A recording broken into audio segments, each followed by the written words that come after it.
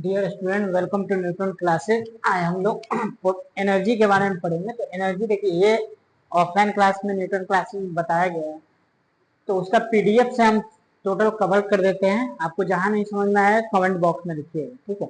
और वहां पे हम जो है ऑफलाइन क्लास में प्रैक्टिकल करके नहीं दिखाए थे, इसलिए यूट्यूब वीडियो पे आपको सारा चीज और डिटेल से समझाया जा रहा है उस पीडीएफ के माध्यम से, ठीक है। ये पीडीएफ में सारा एनर्जी के बारे में बताया गया कि एनर्जी में पोटेंशियल एनर्जी, इसका एक 11th में फॉर्मूला होता है, उसको हमसे कहते हैं कंजर्वेटिव फॉर्म फोर्स के आधार पर पोटेंशियल एनर्जी को हमसे कैसे डिफाइन करते हैं। तो हम सबका मेन फोकस रहेगा पोटेंशियल एनर्जी पे, ठीक है। काइनेटिक एनर्जी का तो फॉर्मूला हम तो जानते हैं, हाफ mv स्क्वायर, लेकिन पोटेंशियल एनर्जी को हमसे mgh ग्रेविटेशनल पोटेंशियल एनर्जी पढ़े हैं। लेकिन पोटेंशियल एनर्जी का बहुत सारा फॉर्म होता है, जैसे हिंदू में कहा जाता है कि भगवान का बहुत सारा अवतार होता है, ठीक है। इसी तरह क्या है, एनर्जी का ये बहुत सारा फॉर्म है, ये अपने को कन्वर्ट करते रहता है एक दूसरे के फॉर्म में, ठीक है। जस्ट लाइक काइनेटिक एनर्जी भी क्या है, अपने फॉर्म को चेंज करते रहता है। इसको डिटेल से हम लोग पढ़ेंगे। तो सबसे पहले बताइए, एनर्जी कितना बहुत सारा टाइप का होता है, ठीक है। इसमें हम सब दो टाइप को कैटेगराइज किए जो हम सबको पढ़ना है 11th में, पोटेंशियल एनर्जी और काइनेटिक एनर्जी। तो पोटेंशियल एनर्जी देखिए, केमिकल एनर्जी के फॉर्म में स्टोर हो सकता है। ग्रेविटेशनल एनर्जी तो जानते हैं हमसे mgh, किसी हाइट पे है तो ग्रेविटेशनल पोटेंशियल एनर्जी कितना होता है mgh। एक ग्रेविटेशनल एनर्जी होता है g m1 m2 बटा r स्क्वायर, वो भी होता है। तो वो क्या होता है, ग्रेविटेशनल फोर्स होता है, वो कितना फोर्स लगता है, ठीक है। न्यूक्लियर एनर्जी है, इलास्टिक एनर्जी है। अब यहाँ देखिए काइनेटिक एनर्जी, तो काइनेटिक एनर्जी क्या होता है, किसी ऑब्जेक्ट को मूव करने में यूज होता है, जैसे mechanical energy, electrical energy, thermal energy, light energy, sound energy, ये सब तो आप सब जानते होंगे, ठीक है। तो ये डिफरेंट डिफरेंट फॉर्म है। अब आगे हम लोग देखते हैं, इसको हम प्रैक्टिकली माध्यम से आपको बताएंगे क्या। सबसे पहले समझते हैं एनर्जी क्या है। तो एनर्जी क्या है कि किसी काम को करने का एबिलिटी, एबिलिटी होगा तभी हम सब कहते हैं एबिलिटी किसी काम को कर सकते हैं, तो वही एनर्जी का फॉर्म होता है, ठीक है। वही चीज लिखा हुआ है, energy define as the ability of work done to do work which is when a force is applied to an object and it moves. यानी कि आदमी जो है फोर्स लगा के कोई ऑब्जेक्ट को मूव करवाता है, तब कहेंगे कि वो आदमी के द्वारा वर्क डन हुआ है, ठीक है। यानी सिस्टम के द्वारा वर्क डन तभी कहलाएगा जब ऑब्जेक्ट में मूवमेंट होगा। जैसे बच्चा कोई किताब पढ़ रहा है, तो किताब पढ़ना जो फिजिक्स में वर्क डन नहीं कहलाता है, ठीक है। या फिर आदमी जो है क्या कर रहा है, सो रहा है, तो सोना भी क्या वर्क डन नहीं कहलाएगा, ठीक है। आदमी अपना दिमाग चला रहा है, वो भी वर्क डन नहीं होगा। कुछ कुछ सोच रहा है, वो वर्क डन नहीं होगा। जब तक मूव नहीं करेगा कोई ऑब्जेक्ट को, तो वर्क डन नहीं होगा। जैसे देखिए, हम ये बताए थे कि कोई ऑब्जेक्ट है, ऑब्जेक्ट पे फोर्स लगा रहे हैं, तो फोर्स लगाने से क्या होगा, in the direction of the force, object जो मूव किया एस, ये दोनों के बीच में एंगल थीटा अगर 0 है, तो डब्ल्यू बराबर हम सब पहले पढ़े हैं कि क्या होता है, एफ डॉट एस होता है, तो एफ एस कॉस थीटा। यहाँ कितना हो जाएगा work done, maximum F S हो जाएगा मैक्सिमम। क्यों, क्योंकि in the direction of force, displacement जो है in the direction of force है, ये तो हमको पढ़ा हुआ। आगे देखते हैं, तो एनर्जी को दो भाग में डिवाइड किया गया, पोटेंशियल एनर्जी और काइनेटिक एनर्जी। ये देखिए, किसी हाइट पे रखा हुआ ऑब्जेक्ट, तो जानते हैं कि जमीन को हमसे क्या लेते हैं, यानी कि हम सब धरती माता क्या है, यहाँ पे हम सब पोटेंशियल एनर्जी को 0 मान के चलते हैं, ठीक है। तो यहाँ से कुछ हाइट पे ऑब्जेक्ट है, तो कितना हो जाएगा पोटेंशियल, इसको रेफरेंस लाइन लेते हैं ग्राउंड को, यहाँ पे पोटेंशियल एनर्जी 0 होगा। जैसे जैसे हाइट बढ़ेगा तो क्या होगा, पोटेंशियल एनर्जी के रूप में इसमें स्टोर होता है mgh, यानी पोटेंशियल है। अब यहाँ पे देखिए, ये ऑब्जेक्ट को थोड़ा सा हम सब धक्का दे दिए या फिर ये क्या होगा, स्लाइड कर जाए, तो यहाँ पे क्या होगा, इसके पास जो पोटेंशियल एनर्जी स्टोर है वो काइनेटिक एनर्जी में चेंज हो जाएगा, mgh। अब देखिए, हम सब पोटेंशियल एनर्जी का है ना डिफरेंट फॉर्म पढ़ेंगे कि कहाँ कहाँ यूज करते हैं हम सब। पोटेंशियल एनर्जी जो होता है, स्टोर होता है, एनर्जी स्टोर होता है किसी ऑब्जेक्ट में, ठीक है। ये हिडन फॉर्म ऑफ एनर्जी होता है।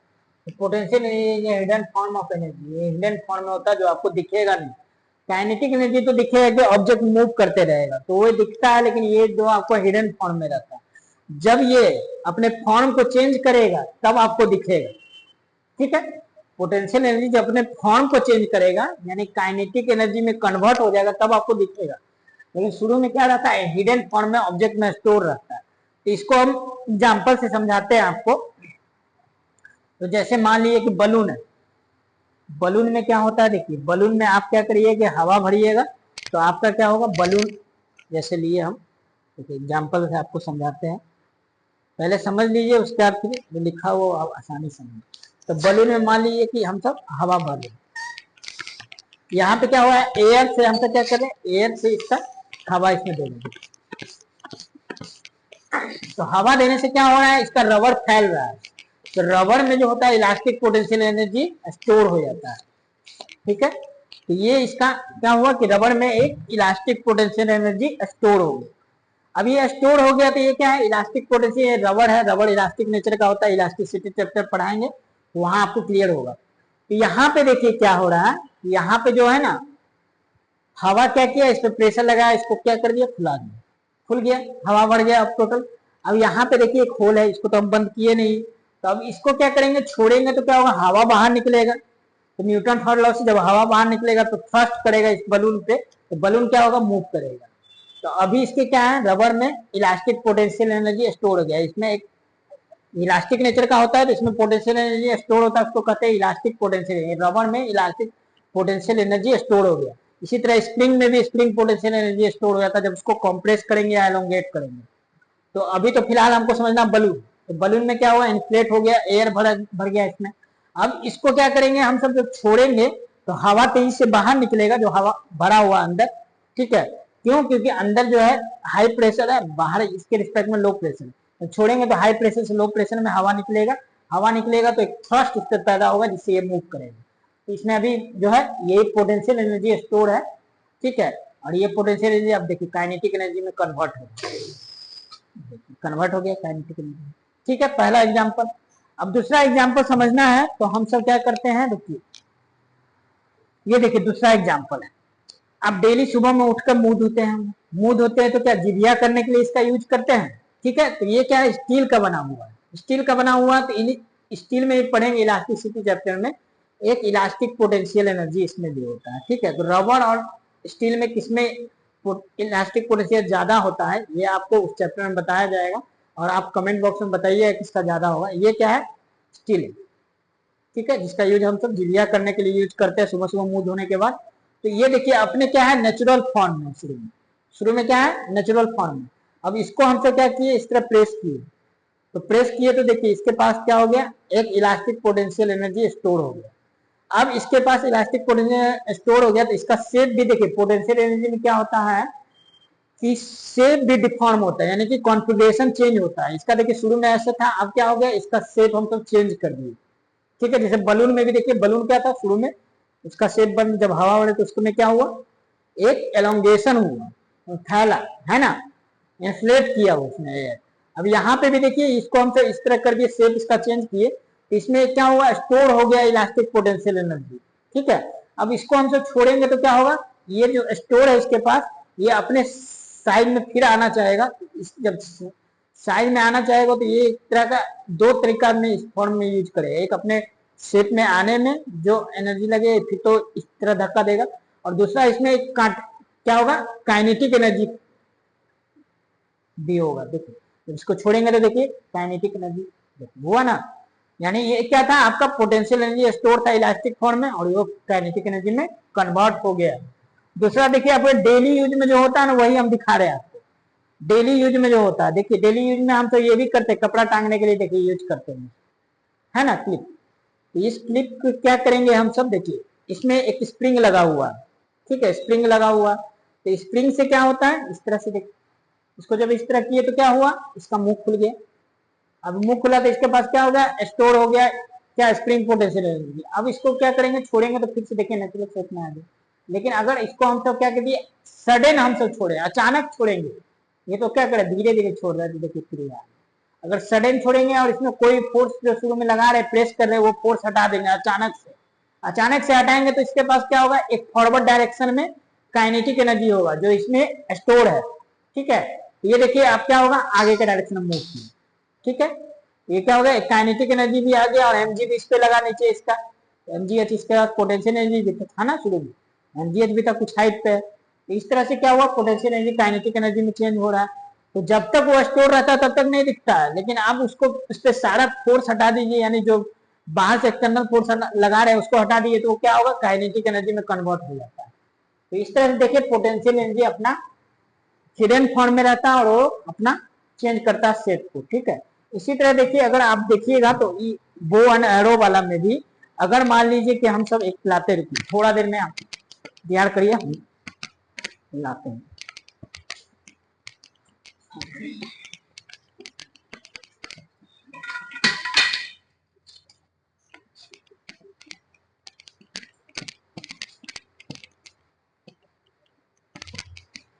अब तीसरा और चौथा एग्जाम्पल आपको बता रहे हैं, देखिए जो एरो और बो में होता है, ठीक है। देखिए इसमें क्या हुआ कि रबर बैंड जैसा है, ठीक है, और यहाँ पे एक स्टिक है, इसको हम सब ले लिए, क्या है ये आपका एरो है और ये क्या है आपका रबर बैंड। तो इससे हम सब क्या कर दिए, एरो को इसको हम सब मान लिए कि ये क्या है, ये आपका हम सब यूज कर रहे हैं किस रूप में, बो के रूप में, धनुष के रूप में, और ये आपका क्या गया एरो। इसको देखिए इस तरह से हमसे क्या किया, इसके पास क्या होगा, इलास्टिक होगा क्योंकि रबर टाइप का है, ठीक है, तो इलास्टिक पोटेंशियल एनर्जी होगा। तो जब इसको हम सब ये देखिए इस तरह से क्या किए हम सब, तो रबर बैंड में आपका क्या हो गया, एक पोटेंशियल एनर्जी हो गया इलास्टिक पोटेंशियल एनर्जी। क्यों, क्योंकि इसको हमसे क्या कर रहे हैं, एलोंगेट कर रहे हैं। तो एलोंगेट कर रहे हैं, अब इसको अचानक सडन छोड़ेंगे तो इसके पास क्या होगा, ये जो आपको रॉड दिख रहा है इसमें क्या आ जाएगा, एक पोटेंशियल एनर्जी आ जाएगा, ठीक है, क्योंकि इसका डिफॉर्म किए इसको। ये क्या हो रहा है, इसके जो रबर में है एक इलास्टिक पोटेंशियल एनर्जी स्टोर हो जा रहा है, किसमें, बो में, और ये एरो को एक काइनेटिक एनर्जी देगा जब इसको छोड़ेंगे, देखिए ये आपका काइनेटिक एनर्जी में कन्वर्ट हो। तो इस तरह से आप देखें कि पोटेंशियल एनर्जी हिडन फॉर्म में रहता है, ये अपने को चेंज करता है, ठीक है। तो इस तरह से आप समझ में आ गया, ये हम ऑफलाइन क्लास में नहीं बताए थे, लेकिन अब यहाँ पे आपको क्लियर हो गया होगा कि पोटेंशियल एनर्जी क्या है, एक हिडन फॉर्म ऑफ एनर्जी है जो क्या करता है, अपने रूप को चेंज करता है और काइनेटिक एनर्जी जनरली प्रोड्यूस कर देता है, ठीक है। इसी तरह और बहुत सारा एग्जाम्पल है, ठीक है, और बहुत सारा एग्जाम्पल। इसी तरह देखिए एनर्जी की यूनिट तो जानते हैं, जूल होता है, वर्क डन एनर्जी, और हीट का क्या होता है, ऐसा यूनिट सेम होता है, जूल होता है। इसका डायमेंशन आप जानते ही होंगे, ml²T-2। ये देखिए अभी बताए थे वही है, स्टोर रहता है पोटेंशियल एनर्जी। आगे चलते हैं हम, देखिए अब कह रहा है form of potential, potential energy बहुत फॉर्म में रहता है, chemical energy, nuclear energy, elastic potential energy, gravitational potential, इस तरह का बहुत डिफरेंट डिफरेंट फॉर्म में होता है। जैसे भगवान अपने अवतार को बदलते हैं, उसी तरह एनर्जी भी क्या होता है, हिंदू माइथोलॉजी में है कि कृष्ण जी का बहुत सारा अवतार हुआ था। इसी तरह क्या है, पोटेंशियल एनर्जी भी क्या अपने बहुत डिफरेंट डिफरेंट अवतार में आते हैं। जैसे कभी केमिकल एनर्जी में आ जाते हैं, कभी न्यूक्लियर एनर्जी में आ जाते हैं, कभी अभी जो बताए वो दोनों फॉर्म में आ जाते हैं, इलास्टिक पोटेंशियल एनर्जी और स्प्रिंग पोटेंशियल एनर्जी। और ग्रेविटेशनल एनर्जी तो समझ ही रहे, किसी हाइट पे है ऑब्जेक्ट तो वहां पे इसके पास ग्रेविटेशनल पोटेंशियल एनर्जी, ठीक है, ये तो आप समझ ही रहे हैं बात को। इलास्टिक वाला बताएं, स्प्रिंग में क्या होता है, एक पोटेंशियल एनर्जी होता है जब एलोंगेट करते हैं उसका डिफॉर्मेशन होगा, ठीक है, पोटेंशियल एनर्जी में शेप भी चेंज होता है, ठीक है, शेप चेंज हो रहा है, ये डिफॉर्म हुआ, यहाँ पे क्या हुआ, एलोंगेशन कर रहे हैं, देखिए कॉम्प्रेशन में इसको धक्का देंगे, दोनों फॉर्म में इसके पास क्या होगा, एक इलास्टिक पोटेंशियल एनर्जी स्टोर हो जाएगा ड्यू टू डिफॉर्मेशन, ठीक है। इसका वैल्यू होता है half kx², k is spring constant, x is elongation और कंप्रेशन, ठीक है। आगे चलते हैं तो आगे देखते हैं न्यूक्लियर एनर्जी। न्यूक्लियर एनर्जी क्या होता है, न्यूक्लियस, किसी भी एटम में न्यूक्लियस होता है, न्यूक्लियस में क्या होता है आपका प्रोटॉन, न्यूट्रॉन या और बाहर इलेक्ट्रॉन चक्कर लगाता है, तो ये सब अपने में एक बंधा हुआ रहता है, किसके कारण, पोटेंशियल एनर्जी का। यूरेनियम में जो बड़ा बड़ा जो न्यूक्लियर होता है वहां पे भी यूरेनियम यूज होता है, तो वहां पे भी पोटेंशियल एनर्जी जो होता है न्यूक्लियर एनर्जी के फॉर्म में होता है। आगे चलते हैं, आगे देखते हैं क्या है, ग्रेविटेशनल एनर्जी जान रहे हैं ड्यू टू हाइट होता है, जितना हाइट ज्यादा होगा जमीन से उतना ज्यादा उसके पास पोटेंशियल एनर्जी ज्यादा होगा, ठीक है। आगे चलते हैं, अब इसमें कह रहा है देखिए सबके पास ग्रेविटेशनल पोटेंशियल एनर्जी है, जितना है, देखिए ये क्या है आपका घड़ी वाला है, घड़ी वाला मतलब दीवार के ऊपर खड़ा है, ठीक है, यहाँ पे ग्रेविटेशनल पोटेंशियल एनर्जी, घंटा घर हिंदी में कहते हैं, ये इस पे देखिए खड़ा है, ठीक है, तो इसके पास क्या है ग्रेविटेशनल पोटेंशियल, क्योंकि जमीन से हाइट पे। इस तरह चिड़िया है, बर्ड है, उसके पास भी, एरोप्लेन है, इसके पास भी ग्रेविटेशनल पोटेंशियल एनर्जी है। बच्चा काइट लेके जा रहा है तो काइट के पास भी क्या है ग्रेविटेशनल पोटेंशियल एनर्जी है।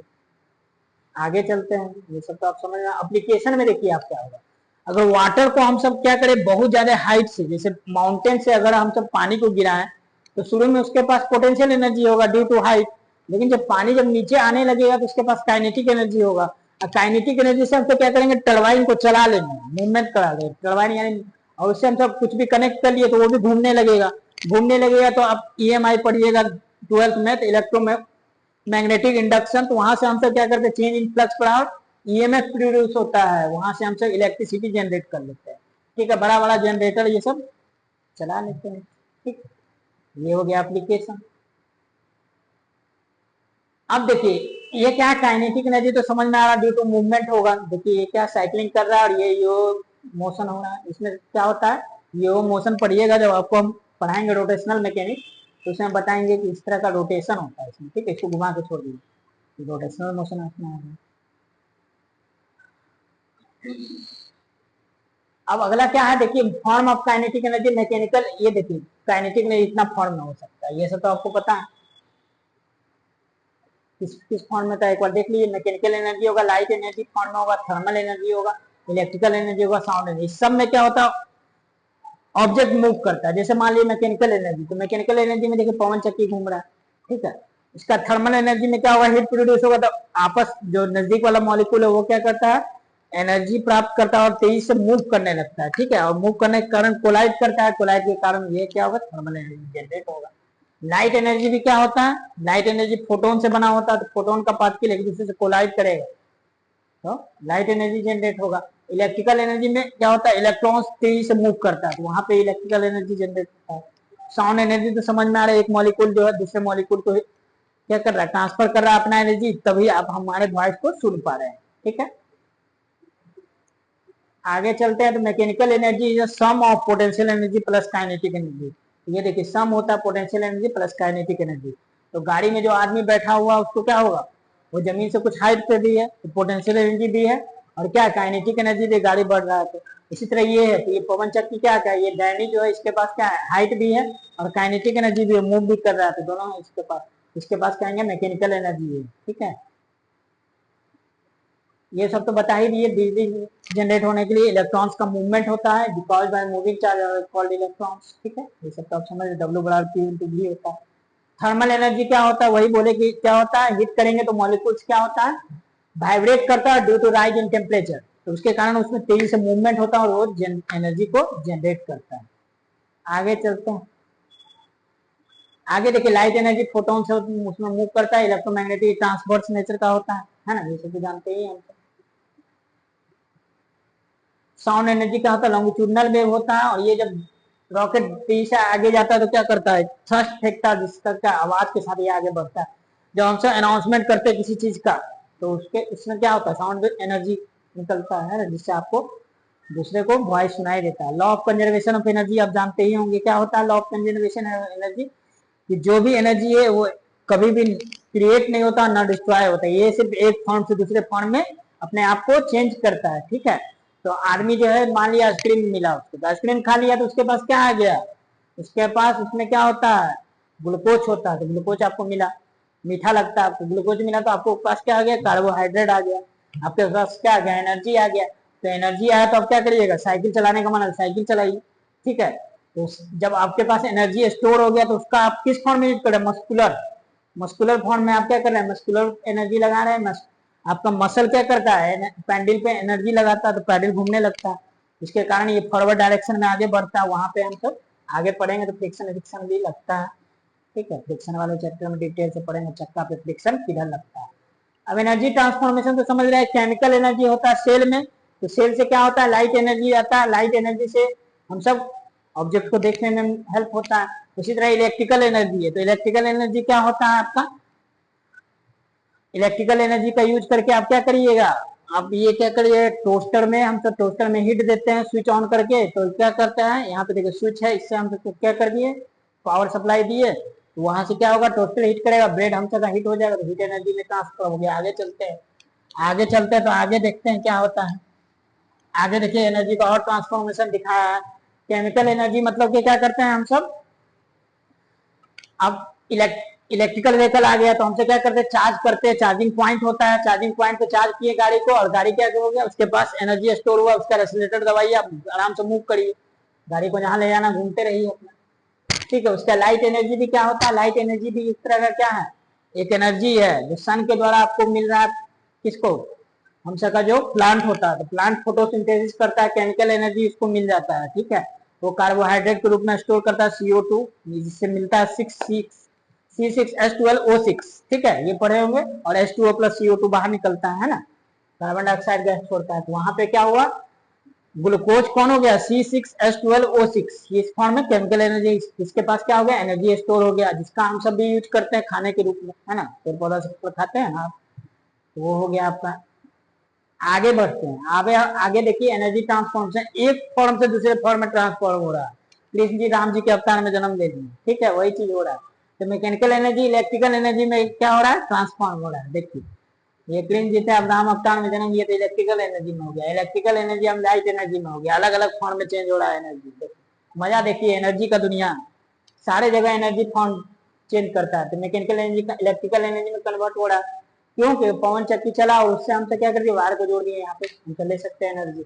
उसी तरह इलेक्ट्रिकल स्विच को हमसे क्या कर दिए, प्लग से एनर्जी, पावर सप्लाई जहां से हो रहा है वहां पे लगाए, हम सबको इलेक्ट्रिसिटी मिलने लगा, बल्ब जला लिए हम सब, लाइट लाइट के फॉर्म में हमसे यूज कर लिए। What is the common to the all object, तो सब में देखिए क्या है, पहले में देखिए पानी जो है आपका हाइट से गिर रहा था, mgh फॉर्म में ग्रेविटेशनल पोटेंशियल एनर्जी। यहाँ पे भी क्या है आपका, देखिए एक हैमर है, और यहाँ पे क्या है, एक कील है जो इसमें गिरा हुआ, इसको जब हम सब हाइट से गिराएंगे तो ग्रेविटेशनल पोटेंशियल mgh है, तो ये एनर्जी क्या होगा, इस फॉर्म में जाएगा और इस काइनेटिक एनर्जी में कन्वर्ट होगा, और इसको क्या करेगा, जो हम सबका नील है उसको धकेलेगा तो इसमें क्या होगा, छेद हो जाएगा, ये लकड़ी है। यहाँ पे देखिए कॉम्प्रेस है, कॉम्प्रेस है, ये क्या है, इलास्टिक पोटेंशियल स्प्रिंग में, इसका वैल्यू क्या होता है, हाफ kx², ये क्या होगा, फैलेगा, स्ट्रेच कर रहे हैं तो रबर बैंड को स्ट्रेच कर रहे हैं, इसके पास भी एनर्जी है हाफ kx²। ये सब देखिए सिंपल है कि ऑब्जेक्ट में स्टोर एनर्जी जो रहता है वो पोटेंशियल एनर्जी होता है, ठीक है। पोटेंशियल एनर्जी क्या है, टू डू वर्क, यानी कोई वर्क करने का पोटेंशियल उसके पास है, पोटेंशियल ऑफ डूइंग वर्क, ठीक है। आगे चलते हैं, पोटेंशियल एनर्जी आप देखिए क्या होता है, ग्रेविटेशनल और इलास्टिक फॉर्म में होता है, ग्रेविटेशनल पोटेंशियल एनर्जी और इलास्टिक पोटेंशियल एनर्जी। हम एग्जांपल से बता दिए आपको कि अर्थ कोई भी ऑब्जेक्ट अगर हाइट पे है तो क्या होगा, वहां पे आपका ग्रेविटेशनल पोटेंशियल एनर्जी होगा, और कहीं पे मान लीजिए कि आपका रबर हो गया, ये सब क्या होगा, उसमें आपका इलास्टिक पोटेंशियल एनर्जी। आगे चलते हैं तो आगे देखिए क्या है, फिर वही है, इसमें तो बताया ही, मैकेनिकल एनर्जी क्या होता है, सम ऑफ पोटेंशियल प्लस काइनेटिक, तो बताया हाफ mv² वो तो सब जानते हैं। अब मेन हम सब आते हैं, work done on the spring storage potential energy, तो सब जानते हैं। अभी दोनों में कह रहा है किसमें ज्यादा पोटेंशियल एनर्जी स्टोर होगा, निश्चित है कि डायरेक्टली प्रोपोर्शनल होता है ग्रेविटेशनल हाइट का, ठीक है। तो हाइट जैसे जैसे ऊपर होगा वो क्या होगा, पोटेंशियल एनर्जी ज्यादा होगा। तो 20 मीटर पे बॉल है तो इसका क्या होगा, पोटेंशियल इससे डबल हो, 2 टाइम्स हाइट है ना। अब यहां से आपका देखिए 11 का मेन चीज है, 11-12 का आपको देखना है, पोटेंशियल एनर्जी को हम सब, पोटेंशियल बहुत ज्यादा अवतार में पैदा होते हैं, ठीक है। पोटेंशियल जैसे राम कृष्ण जी का सबसे ज्यादा अवतार बोला जाता है, उसी तरह पोटेंशियल एनर्जी का बहुत सारा अवतार है, तो इस सबको देखेंगे एक एक करके।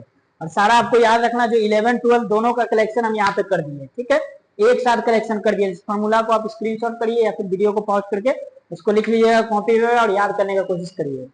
तो पोटेंशियल एनर्जी क्या होता है, gravitational potential energy, spring potential, electrostatic, magnetism, elastic. तो सबसे पहले ग्रेविटेशनल पोटेंशियल क्या होता है, ये तो आपको पता है, mgh। जब आपको ग्रेविटी चैप्टर पढ़ाएंगे, ग्रेविटेशनल ग्रेविटेशन, तो ग्रेविटेशन में पढ़ना पोटेंशियल क्या होता है, -G m1m2/r। स्प्रिंग के पास तो जानते हैं, स्प्रिंग पोटेंशियल हाफ kx² होता है। इलेक्ट्रोस्टैटिक्स में आप पढ़िएगा, जब 12th में जाइएगा तो पढ़िए, वहां पोटेंशियल एनर्जी का फॉर्मूला होता है K(q1q2/r), जहाँ k का वैल्यू 9 × 10⁹ होता है। इसी तरह देखिए इलेक्ट्रोस्टैटिक में पढ़िए इलेक्ट्रिक डायपोल, ठीक है, 2 positive charge separated by some finite distance 2 है, ठीक है। अपोजिट चार्ज होना चाहिए प्लस माइनस, तो वहां पे हमसे पढ़े U/-P.E होता है। इसी तरह मैग्नेटिज्म में पढ़े हैं, एनालॉगस होता है इसके, तो यहाँ पे भी ये इसके एनालॉगस होगा, ये इसके एनालॉगस होगा, ठीक है। देखिए यहाँ पे m1m2 की जगह चार्ज बस आ जाता है, G की जगह K आ जाता है, डिस्टेंस तो वही रहेगा। यहाँ पे ये देखिए, ये याद है तो ये याद है, ये याद है तो ये याद है, ठीक है, आराम से माइनस साइन लगता है। अब यहाँ पे देखेंगे, ठीक है, तो यहाँ पे क्या होगा, minus P dot E, P को कहते हैं electric dipole moment, E is electric field, M for magnetic dipole moment, B is magnetic field. अब इलास्टिक पोटेंशियल एनर्जी क्या होता है, मैग्नेटिज्म में ये क्या, मैग्नेटिक ड्यू टू डायपोल के कारण पोटेंशियल एनर्जी क्या होता है, minus M dot D, dot product, ठीक है। ये दोनों स्केलर क्वांटिटी, एनर्जी तो स्केलर होता है, ये जानते हैं डायपोल। इलास्टिक पोटेंशियल क्या होगा, यू बराबर half stress into strain into volume, यानी एनर्जी पर यूनिट वॉल्यूम का फॉर्मूला क्या होता है, हाफ स्ट्रेस इंटू स्ट्रेन, ठीक है। स्ट्रेस बराबर एफ बाई ए होता है, स्ट्रेन बराबर डेल्टा एल बाई एल होता है, चेंज इन लेंथ बटा ओरिजिनल लेंथ, या चेंज इन डायमेंशन बटा ओरिजिनल डायमेंशन। अब देखिए पोटेंशियल एनर्जी, इसको अच्छा समझिएगा। चेंज इन पोटेंशियल एनर्जी जो होता है 11th में डिफाइन किया है, change in potential energy define होता है absolute potential energy not define, ठीक है। तो change in potential energy is equal to negative work done of potential energy, ठीक है, नेगेटिव वर्क डन, यानी कि चेंज इन पोटेंशियल एनर्जी क्या होता है, negative work done by internal conservative force, ये याद रखना है। और इससे क्या होता है, आपका कॉन्फ़िगरेशन चेंज होता है सिस्टम का। देखिए वही चीज लिखा हुआ है, change in potential energy is equal to negative work done of internal conservative force in changing the configuration of the system. इसको एकदम याद कर लीजिए, change in potential energy defined system का, पोटेंशियल एनर्जी एब्सोल्यूट डिफाइंड नहीं होता है। तो यहाँ पे देखिए हम समझना तो समझा रहे हैं कि मान लीजिए कि हम सब डिफरेंस यहाँ पे मान लीजिए आपका, मान लीजिए कि शुरू में क्या था, जमीन।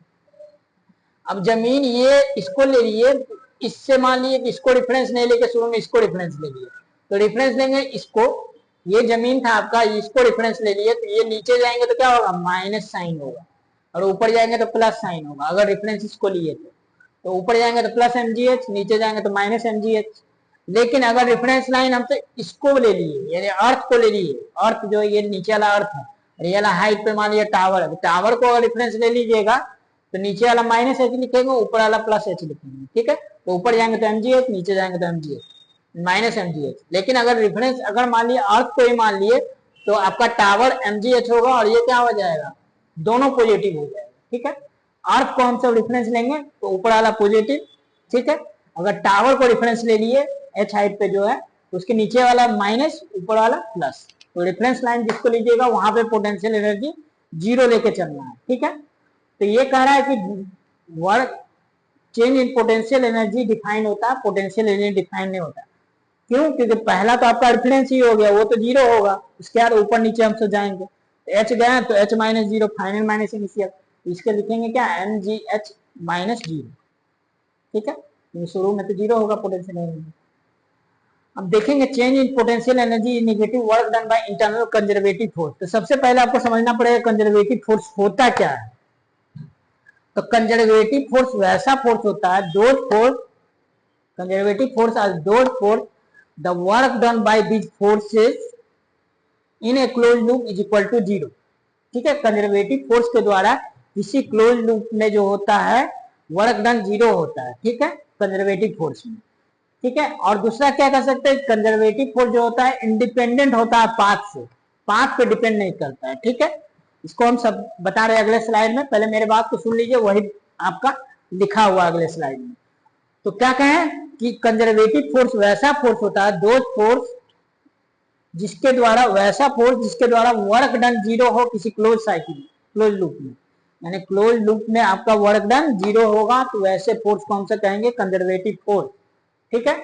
अब कंजर्वेटिव फोर्स क्या करता है, पाथ पे डिपेंड नहीं करता, किसी भी रास्ते पे जाइए वर्क डन उतना ही होगा। अगर फोर्स कौन सा है, कंजर्वेटिव, कंजर्वेटिव फोर्स है तो आपके द्वारा वर्क डन कंजर्वेटिव फोर्स के द्वारा किसी क्लोज लूप में जीरो होता है, ठीक है। वर्क डन जो होता है कंजर्वेटिव फोर्स का, वो क्या होता है, निगेटिव वर्क डन ऑफ, नहीं, change in potential negative work done of conservative force, internal conservative force. यहाँ पे इंटरनल आई थोड़ा क्या है, इंटरनल कंजर्वेटिव फोर्स पे डिपेंड करता है, ठीक है, एक्सटर्नल कंजर्वेटिव फोर्स पे डिपेंड नहीं करता है, ठीक है। अब यहाँ पे एक्सटर्नल होता ही नहीं, इंटरनल कंजर्वेटिव फोर्स होता है, और क्या होता है, एक्सटर्नल कंजर्वेटिव फोर्स में नॉन कंजर्वेटिव फोर्स आता है। Internal conservative force are two type, external non conservative force और एक हो जाएगा कंजर्वेटिव फोर्स, ठीक है। तो यहाँ पे हम सब देखेंगे कि क्या होगा, निगेटिव वर्क ऑफ इंटरनल। अभी हम क्या बता रहे थे आपको, इसमें शेप भी चेंज होता है, चेंजिंग द कॉन्सेप्ट। देखिए इसमें अंडरलाइन किया हुआ क्या क्या, change in potential energy, internal conservative force, changing the configuration of the system, ये वाला चीज याद रखना। पोटेंशियल एनर्जी नहीं याद रखना है, चेंज इन पोटेंशियल एनर्जी याद रखना है, negative work done of internal conservative force याद रखना, और क्या होना चाहिए, कॉन्फ़िगरेशन सिस्टम का चेंज होना चाहिए। ये तीन चीज आपको याद रखना है। तो अब यहाँ हम क्या बोले, कंजर्वेटिव फोर्स के बारे में जानकारी लेना पड़ेगा, क्योंकि नया नया चीज पड़ा है। कंजर्वेटिव फोर्स होता क्या है, तो कंजर्वेटिव फोर्स वैसा फोर्स होता है जिसके द्वारा वर्क डन किसी क्लोज लूप में जीरो होता है, वैसा फोर्स जिसके द्वारा क्लोज लूप में वर्क डन जीरो हो। ठीक है। दूसरा क्या बोले कि ये सिर्फ क्या करता है, आपका पाथ से इंडिपेंडेंट होता है। ये सिर्फ किसका, इनिशियल और फाइनल पॉइंट पे डिपेंड करता है।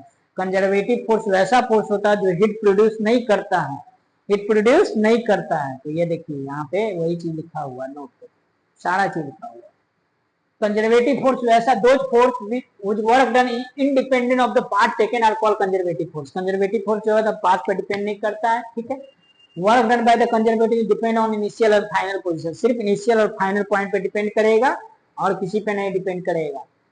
इनिशियल और फाइनल पोजीशन अगर सेम होगा तो वर्क डन सारे पाथ में सेम होगा। ठीक है।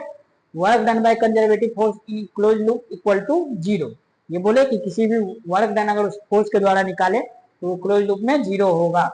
इसका एग्जांपल क्या है, gravitational force, electrostatic force, spring force. ये तीनों क्या है, ग्रेविटेशनल फोर्स, इलेक्ट्रोस्टैटिक फोर्स जो 12th में पढ़ना है, ग्रेविटेशनल फोर्स और स्प्रिंग फोर्स 11th में पढ़ना है। ये दोनों क्या होता है, कंजर्वेटिव फोर्स होता है। कंजर्वेटिव फोर्स वैसा फोर्स होता है जो हीट प्रोड्यूस नहीं करता है, उसको क्या कहते हैं हम लोग, कंजर्वेटिव फोर्स। कंजर्वेटिव फोर्स क्या करता है, वन फॉर्म से अदर फॉर्म में चेंज होता है। तो कंजर्वेटिव फोर्स जनरली क्या होता है, पोटेंशियल एनर्जी फॉर्म में स्टोर होता है किसी ऑब्जेक्ट में, जो आपको हम दिखा चुके हैं एक्सपेरिमेंट से।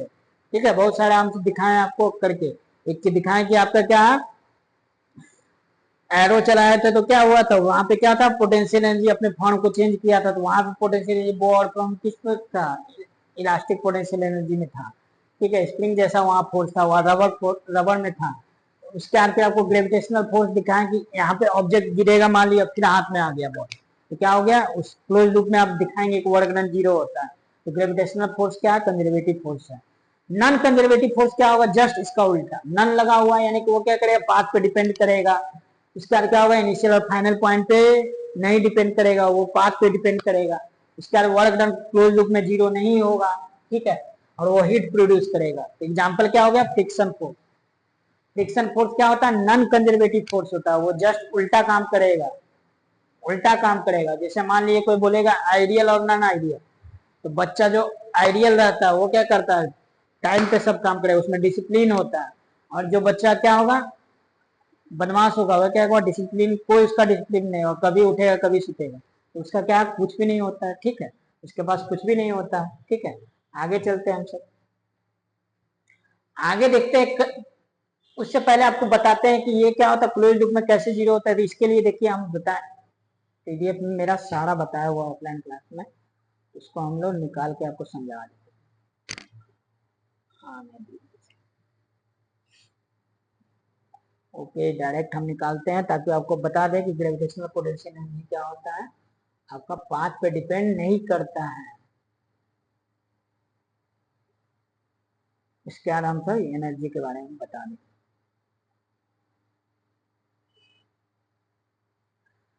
यहाँ पे आइए, देखिए इसमें क्लियर हो जाएगा।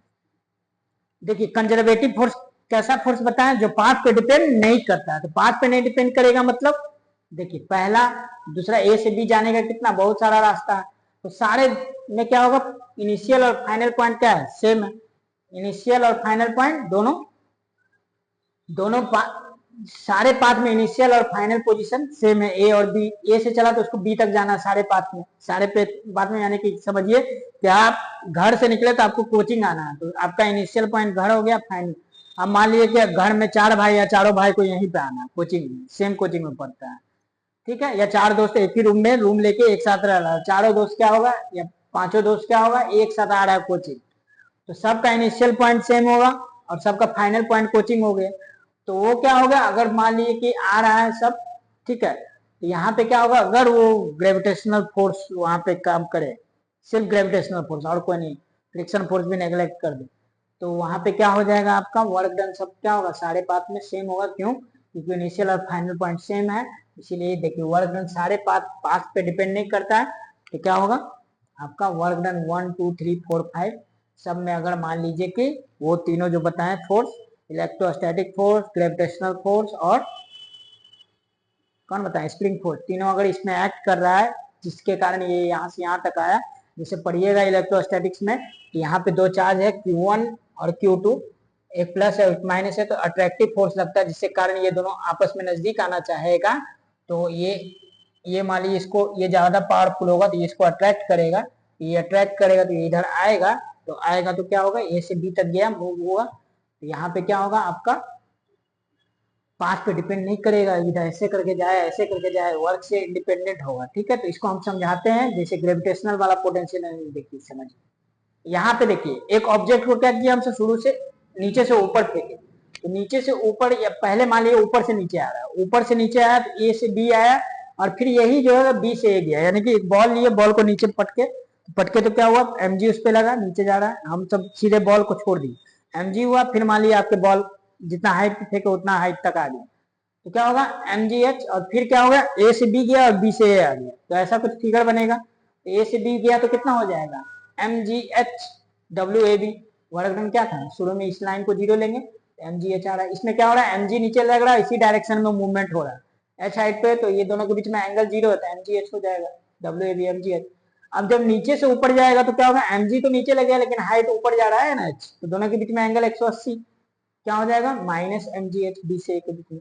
अब टोटल वर्क डन निकालेंगे, क्लोज साइकिल बन रहा है देखिए ए से बी जा रहा है और बी से फिर ए जा रहा है, ए से बी जा रहा है और बी से ए आ रहा है, तो क्या हो गया mgh और माइनस mgh जीरो हो गया वर्क। अब देखिए हम दिखाते हैं कि नॉन कंजर्वेटिव फ्रिक्शन फोर्स, देखिए नॉन कंजर्वेटिव कैसे होता है ये देखिए आप। अब यहाँ से ऐसे जा रहा है ए से बी जा रहा है और फिर बी से ए आ रहा है, फिर देखिए क्लोज लूप हो गया, क्लोज लूप बन रहा है ए से बी जा रहा है और बी से ए आ रहा है, जहां चला वहीं पे आ गया क्लोज लूप पूरा। तो इसके द्वारा फ्रिक्शन फोर्स है तो इसके द्वारा अगर वर्क डन होगा तो फ्रिक्शन फोर्स भी कंजर्वेटिव हो जाएगा, लेकिन वर्क डन फ्रिक्शन फोर्स के द्वारा जीरो नहीं होगा। देख लीजिए आप ए से बी तक जा रहे हैं तो फोर्स लगा इधर, तो यहाँ ए से बी तक गया, डिस्प्लेसमेंट एस दिखा है तो फोर्स इधर फ्रिक्शन इधर लगेगा, क्योंकि रिलेटिव मोशन को अपोज करता है ना फ्रिक्शन, पढ़ाया था फ्रिक्शन चैप्टर में, तो ये क्या करेगा इधर जा रहा तो फ्रिक्शन इधर लगेगा, पीछे मूवमेंट इधर हो रहा है रिलेटिव तो इधर लगा फ्रिक्शन, डिस्प्लेसमेंट इधर और फ्रिक्शन फोर्स इधर, तो work done by A B due to friction force F into S गुने कॉस 180, कितना हो जाएगा माइनस एफ एस। इसी तरह इसमें निकालेंगे बी ए में, तो अब क्या हो रहा है ए से बी तो चला गया, बी से ए जाना तो फोर्स इधर लगा है तो फ्रिक्शन क्या लग रहा है इधर, एफ इधर और डिस्प्लेसमेंट इधर, फिर 180 डिग्री एंगल, तो फिर वर्क डन क्या हो जाएगा माइनस एफ एस। अब टोटल वर्क डन निकालना है तो कितना हो जाएगा माइनस 2 एफ एस, दोनों को जोड़ेंगे तो वर्क डन तो जीरो नहीं आया क्लोज लूप में, तो यानी क्या होगा friction force is non conservative force. इतना समझ में आ गया तो आप समझिए कि क्या है वो तीनों जो होगा gravitational force, elastic potential energy और क्या था आपका spring force, gravitational potential energy, gravitational force, ये स्प्रिंग फोर्स, बोलिए मेरे साथ बोलिए स्प्रिंग फोर्स, ग्रेविटेशनल फोर्स और electrostatic force are conservative force, ये तीनों याद रखना है। ठीक है, ये तीनों कंजर्वेटिव होता है, तो कंजर्वेटिव होता है तो इसका जो एनर्जी होगा या वर्क डन होगा वो पोटेंशियल एनर्जी के फॉर्म में स्टोर रहता है ऑब्जेक्ट में। ठीक है, समझ में आया इतना बात, तो वो वाला डिफिनेशन आप समझ में आ गया होगा। वही चीज उसमें बोल रहा था, कोई सिस्टम है, सिस्टम के पास क्या होगा देखिए, सिस्टम के पास क्या होगा फोर्स एक्सटर्नल हमसे लगा सकते हैं, इसके द्वारा जो वर्क डन होगा वो एक्सटर्नल वर्क डन होगा। उसका वर्क जो होगा इंटरनल के कारण किसी भी ऑब्जेक्ट में क्या होगा दो तरीके का वर्क डन हो सकता है, इंटरनल एक्सटर्नल फोर्स के द्वारा वर्क डन, मॉलिक्यूल जो अंदर में वो भी आपस में फोर्स लगाएगा, ठीक है GMO/m2/r², या फिर क्या होगा फ्रिक्शन होगा दो ऑब्जेक्ट में अंदर वाले में, तो क्या रहेगा वहां नॉन कंजर्वेटिव फोर्स भी होगा, इंटरनल नॉन कंजर्वेटिव फोर्स और इंटरनल कंजर्वेटिव फोर्स, तो दोनों मिलेगा तो इंटरनल फोर्स होगा, work done by internal force equal to work done by internal conservative force plus internal non conservative force. Internal non conservative force कैसे आता है friction के कारण, मॉलिक्यूल मान लीजिए कोलाइड किया, अंदर कोलाइड करेगा तो क्या होगा हीट जनरेट होगा, तो वो भी तो आपका वर्क डन में होगा ना, वर्क क्या हो गया आपका हीट प्रोड्यूस करेगा। और दूसरा क्या हो गया कि इंटरनल कंजर्वेटिव फोर्स जो क्या हो रहा है पोटेंशियल जिससे वो बंधा हुआ मॉलिक्यूल एक दूसरे के कारण, वो क्या GMO/m2 -G m1m2/r बताया था ग्रेविटेशनल पोटेंशियल एनर्जी, ये बंधा हुआ मॉलिक्यूल है। तो ये क्या होगा, कंजर्वेटिव फोर्स जो होगा जितना होगा वो सब पोटेंशियल एनर्जी में कन्वर्ट हो जाता है, और ये जो है नॉन कंजर्वेटिव फोर्स ये हीट फॉर्म में, लाइट फॉर्म में, साउंड फॉर्म में कन्वर्ट हो जाएगा। ठीक है, तो हम सब अगर मान लीजिए कि ये दोनों को अब्सेंट कर देंगे, work done by internal non conservative force मान लीजिए अब्सेंट है, यानी फ्रिक्शन फोर्स नहीं है और एक्सटर्नल फोर्स नहीं है, तो वहां पे हम सब क्या होता है, कंजर्वेशन ऑफ मैकेनिकल एनर्जी। यानी हम सब क्या कर सकते हैं कि जो भी कंजर्वेशन जो भी एनर्जी जनरेट होगा वो काइनेटिक एनर्जी और पोटेंशियल एनर्जी के फॉर्म में स्टोर रहेगा ऑब्जेक्ट में। तो इसको हम सब यहाँ पे बताए हैं। आप देखिए कंजर्वेशन ऑफ मैकेनिकल एनर्जी हम सब पढ़ लेते हैं।